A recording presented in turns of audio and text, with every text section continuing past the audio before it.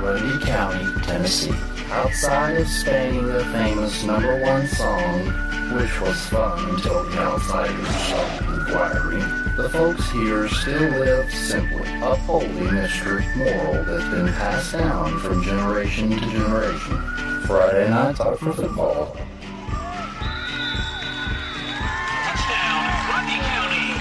And Sundays for church. Prompt.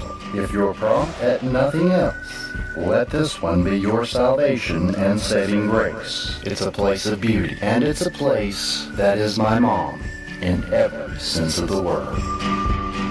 Alabama, Arkansas, I do love my mom, Pa, not the way that I do love you. Well, holy moly, real life, you're the apple of my eye. Girl, I never loved one like you. Oh, let me go home. Home is where I'm with you. Oh, let me go home. Home is where I'm with you. But really, you look in Grundy County and find some of the greatest people that you ever want to meet in your life. They're here.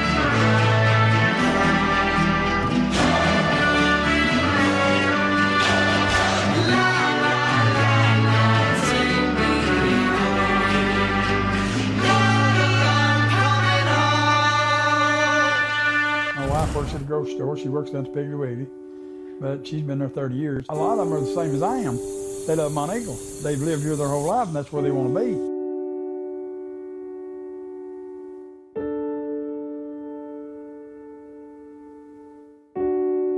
Here it is. This is it. The land that my mom grew up on. Nowadays, except for a mobile produce stand, the property lies dormant. The house my mom once grew up in, gone.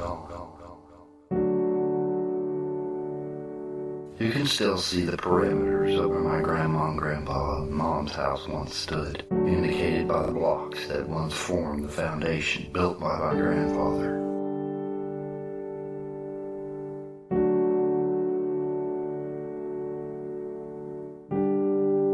Strewed across the ground where the house once stood, a treasure trove of trinkets that really would mean very little to most anyone not connected to this property. But to me, it's priceless.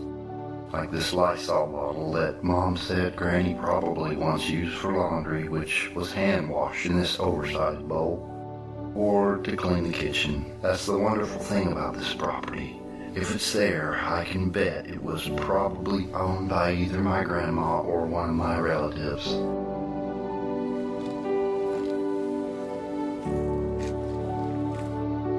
Here, the outhouse. Once a fully functional outhouse. One my mom knows well, for it was the only restroom when she was a kid. Imagine cold mornings or middle of the night going out to that. By the time I came along, the house had plumbing. I always thought it to be an interesting lawn decoration or just a prop, but no, it was real and functional at one time.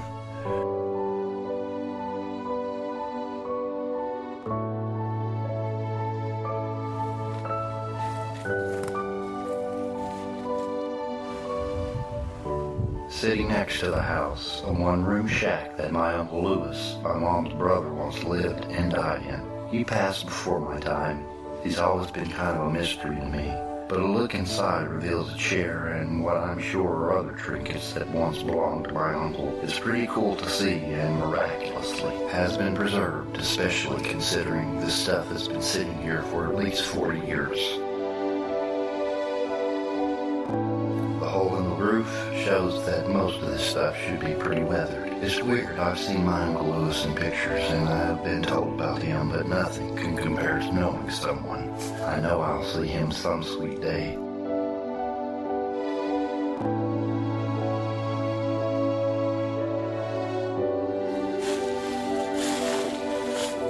My grandma passed away when I was 4. There's just no way to put into words Granny's biscuits. At the age of 3 and 4, I still remember them vividly.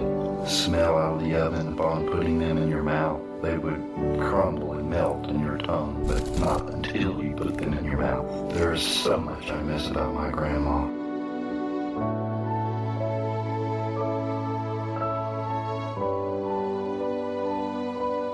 This land holds so much to my roots, sacred indeed, and such is Grundy County. It will always hold my roots and a special place in my heart.